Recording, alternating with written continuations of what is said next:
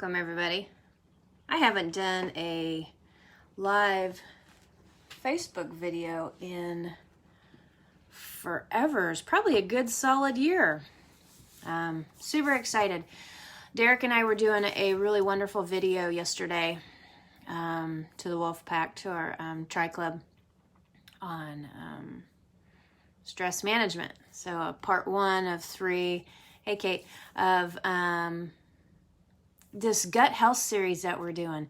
If you're interested in the gut health series, there's a link down there talking about gut health and stress. And it's more tailored towards the folks that throw F-bombs and don't like to be told to calm down, and endurance athletes, maybe folks that are really kind of pushing the limits and maybe aren't all that politically correct. That I wrote an article on why you really shouldn't tell somebody to calm down. It's certainly not helpful. And so anyway, I'm putting this series together of some videos and some articles, and it's a free resource. We're just trying to make an impact to help, whether you're a triathlete or someone in the military, just the real deal on stress and living life, and trying to get through your life with clean underwear on and managing your business. So stress is really a huge part in this, understanding it, learning how to handle life a little bit better, but then the impact of our life and what that does on our gut health, and then how the gut health gets us in a certain situation which impacts your ability to handle stress, and it just becomes this perfect storm. So if we understand these ideas, then when we want to do this endurance training and we want to do this and we want to do that, we need to understand that there's a certain foundation of health and wellness and getting your mind right on a lot of different things in order for all the pieces to go together so you can rock out whatever goal that you want. So today we're focusing on stress, but I want to start off this idea with the idea that let's stop saying stress and let's focus on energy. Energy being everything is created from energy. Your face, the pictures on the wall, me talking to you right now, what you're doing, if you're watching, if you're not watching, everything is energy. And if we kind of come to it from a non-judgmental point of view, because saying stress really brings a bad connotation, then we immediately kind of tense up. And the fact is that, stress in general, it's a part of life. And a lot of times we think about it negative. We always think we need to decrease stress. We need to do this. We need to do that, which never happens.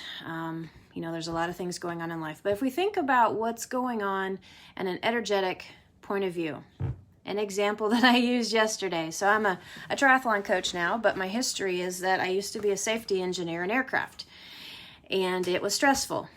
You'd be in a meeting, and this was at Learjet. This is not at Garmin. So if my Garmin boss watches this, I am not talking about you. Honest. So there would be, moments where, maybe your boss would kind of snag information out of an email that you had sent and kind of used it for his own in a meeting. So, that can be a stressful event. You're sitting in a meeting and you're wanting to say this stuff. It's your work, yada, yada, yada. And I'll just put on there, you're female. And then, your boss decides to steal your crap and, tout it for his own or whatever. This goes on a lot. And there's all kinds of different personalities and whatnot, and so that can be a stressful event. And part 2 series, or part 4, the next one after this, is going to talk about asking questions around that situation to understand it a little bit better, so it is less of a stressful event. But anyway, so all this stuff going on in this meeting, and there's just a lot of energy around it, okay? And so you have this reaction. And so how do you manage What are some things that you can do in order to keep you chill? So hopefully you respond instead of react. Hopefully you don't take it internally and really kind of jack up the rest of your day. And hopefully stay on point so when the opportunity arises, you can say something super smart and cool and whatnot, and maybe, you know, give a little bit of hints that, you know, hey, talk about it a little bit more so everybody in the room knows that it was actually your idea, or, you know, whatever. But if you get stressed out and mad and whatever and react and say something dumb, you know, you're on a different road. So the energy of the room, and then just focus on what you can control. You can control everything around here. And so what is going on energetically for you? You might be super mad. And I sent out a thing the other day saying, anger is what happens when you don't want to feel pain. I don't believe that anger is a primary emotion. And in my lifestyle health coaching school, anger was not a primary emotion. It's love and fear. Okay. But anyway, so, you know, the energy that's going on in that particular situation, we could say it's stressful. So Derek and I, what we do, and it's probably because we're a little bit snarky, you know, and maybe smart mouth a little bit. We just sort of tend to smile. That's the first thing that we do. Whenever kind of like something fun goes on. One of my favorite things is I will say a really bad word in Spanish. When we went to Puerto Rico, and they taught me a bunch of them. And so, you know, if something happens and I get a little irritated, I might throw down an F-bomb. It's a little bit of energy that I'm getting rid of. Seriously, I'm not just saying that. Energy. When you say something and I think this is why a lot of people like to say the F word. They're getting out energy. But smile and laugh, like, you know, something terrible happens in the kitchen, like you drop like your favorite glass bowl and you're standing there and you have glass all around you, and you could just be like, oh, of course that would happen, and you laugh about it. That's energy coming out. Okay. And then you can just stand there, and then, so number 2 is to take a pause. So either in that meeting, when your boss is saying something silly, this is why I could never break my Starbucks habit until I quit Learjet, was because I'd hide behind my coffee cup. And I would drink, and then I'd keep my mouth shut, and it would halfway hide my eyes, so then you maybe couldn't see what was on my face. And I could smile. And usually when meetings were stressful or a stressful thing was going on in work, I would draw a picture on my Starbucks cup. So then in the meeting, I'd look down at it and it'd make me smile. I might write a secret F word on there and that'd make me smile too. So just a little bit of energy management where I'm always trying to bring myself back into humor, back into more me, less reactive, angry me. Because believe me, I am very familiar with being angry and stuff like that. And so smiling, laughing, just trying to find the humor in it. And then number 2 is really important. And this is where kind of the yoga, breathing, meditation comes in play. Pause. Pause for just a moment. And breathe. Pause and breathe. If you can get there, take that to the next level and say, I'm going to accentuate the exhale. I'm going to make the exhale longer, and maybe just for 5-10 seconds, and just breathe. So what you're actually doing is you're changing your blood chemistry in your brain by breathing too much when we hyperventilate, and the stress response itself. Video 2 talks about exactly what the stress response, the fight or flight response does anatomically in the body. Makes the heart rate go up, blood pressure goes up a little bit, the eyes widen up a little bit. You are on point, ready to roll, ready to kick some tail or run to survive. So accentuating the exhale stimulates the vagal nerve, which engages the parasympathetic nervous system, which lowers heart rate, does the exact opposite of what the fight or flight system does. And so if you're hiding behind that coffee cup and you're going, son of a rah, rah, rah, rah, in your head, it's okay. That is all energy that you're getting out. Do it for 10 seconds. Don't hold it in, because then that creates this ticking time bomb thing. Accentuate the exhale. Slow yourself down. Get the heart rate to go back down. So then, I know it's just real life. We need to be talking about this just straight up. Don't tell me to calm down. Just sit beside me and go. That's what we should be doing beside our kids that are upset. Just sit beside them, make your exhale longer, and try to encourage them, even without saying it, to make their exhale longer. Go. Nobody freaking wants to be told to calm down. That means that we're all upset and crazy, and you know what? Screw that. There's nothing wrong with me. I just need to ratchet stuff down a little bit. So, exhaling will engage the parasympathetic nervous system, cause the heart rate to go back down, cause the blood pressure to go back down, the eyes will go back down, you will have less stimulus coming into your head. Your eyeballs go like this and everything goes like this, so you're on heightened alert. So you're sort of on fire. Your body is thinking it's needing to either beat the heck out of that saber-toothed tiger with your pen in that meeting or run. And it can't do that because the door is closed or whatever. Anyway, you get fired from your boss. So you sort of feel trapped, and that makes it worse. So pause.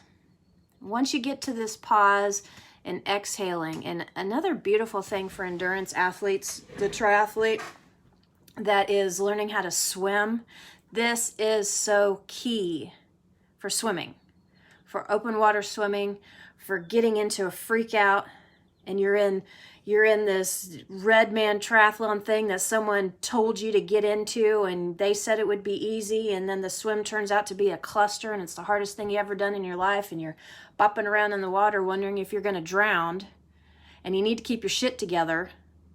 Make the exhale longer and calms things back down, so then you have the ability to think clearly and make better decisions. Okay? So once you've done number 2, you've smiled, you've dropped an F-bomb, you've done number 2 where you've paused and you're lengthening out the exhale and you're engaging with this system that knows how to calm yourself down. It doesn't need to be told to do it. You just mind your coffee cup.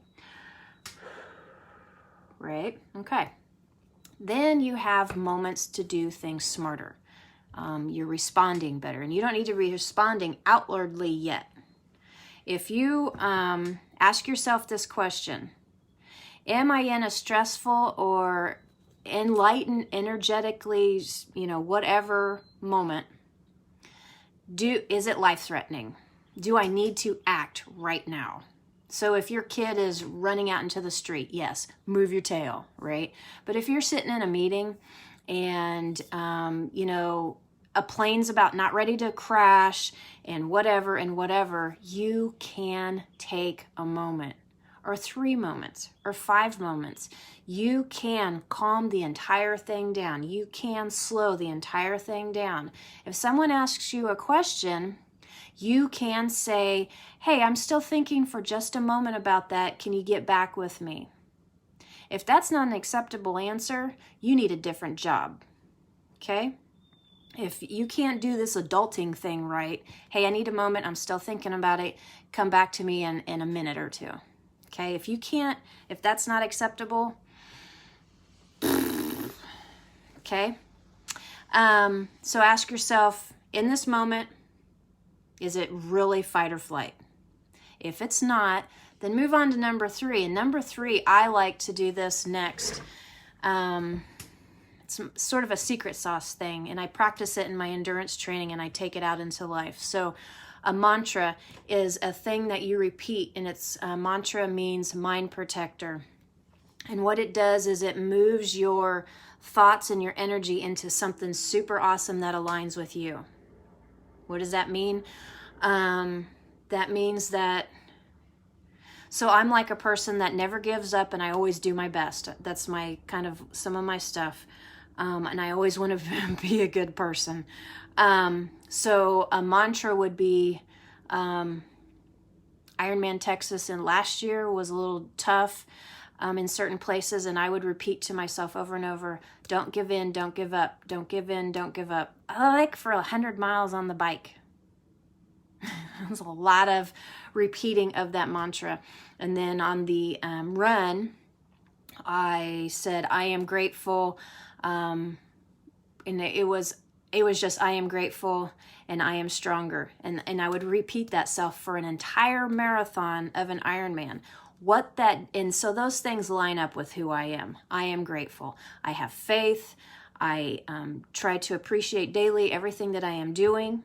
And then I am stronger. And so that's part of who I am is, okay, yeah, things can be tough, but you know what? I am stronger. Goes with the grateful. So one of the things that I wrote was use a mantra that you've invested in, that you believe in, that aligns with you. I've practiced those two mantras at an incredibly long time. I've used that I am stronger for years in racing. And what it does is it takes your brain and your mind and your emotions and all of your energy and zips it over into a better place. It's a better place for me because I did exactly what I wanted to at that race when I was repeating those mantras for hours and hours and hours. This is the same thing as praying. If you want to pray, if you're in a church and you go to a church regularly and it really aligns up with who you are and that prayer, this will do the same thing. It just pulls you straight into a different place. You can do this in a meeting. So I'm sitting behind my Starbucks cup and I'm like, yo, hey BK, you're an Iron Man. You're stronger, right? And so I'd repeat that in my mind. And then I would have like visions, this happens in 30 seconds, visions of doing that marathon and running when everybody was walking, trying to do my very best. And it got me into a place of, oh, I know how to do hard stuff. I can do this. Okay. All right. And you sort of jerk into a different energetic quality. And then you kind of look around at the meeting a little bit different. And then you sit up a little different. And you're like, oh, okay. Okay. And then so that's, like 3 or 4-ish on the list. We've asked ourselves, 3 or 4-ish on the list was asking, if it's like fight or flight danger stuff. The next one, the 5th one, is to find a positive thing to focus on in the stressful event. So we've started out positive with smiling and laughing, trying to move our energy into a good quality that lines up with who you are. And then the last piece of it is focusing on something positive. Now that you know that you can and that you're stronger and that you have calmed down just enough, then you focus on something good about the situation. It is really good in conflict management, in chatting with people, in resolution of issues to say, always start out good. Always start out with, in this meeting, okay, hey, I see that, there's, a viable solution for this issue and then continue on, right? Or, hey, thanks for bringing that up. That was really insightful. In the back of your head, you're thinking to steal my email, but you don't say that, and you try not to be snarky about it. But you say, hey, that was really insightful to bring forward this suggestion, and then continue on with only positive stuff. So that's kind of a different take on stress management, it being more energy management, because it's all just energy. Part 2, we're going to talk about kind of some of these things being triggers, like just a little quick tidbit. I knew about myself that I was getting upset in that meeting because 2 of my biggest triggers or pet peeves or whatever you want to call is, number 1, not feeling good enough. So if I worked my tail off on something, this not feeling good enough deep down would drive you to want to have the acceptance of your peers, to feed that I'm good enough. You're looking for acceptance outside, so it could possibly make you irritated when somebody steals your good stuff that you made. That's one thing. The other thing, for like me in specific, is I just really do not like when people interrupt me. And I do it too. Generally the things that irritate you, you actually do yourself. But on part 2, we're going to talk about how to ask yourself why enough. And I know that about me, the reason why I don't like when people interrupt me is because I feel like they're not listening to me. They don't value what I have to say, going back to I'm not good enough. So we're going to talk a little bit more about how to get nitty-gritty with some of our own filters and our beliefs, and how we roll through life with some of these things, and it really impacts our interaction with these stressful events, and it really impacts how we manage our energy.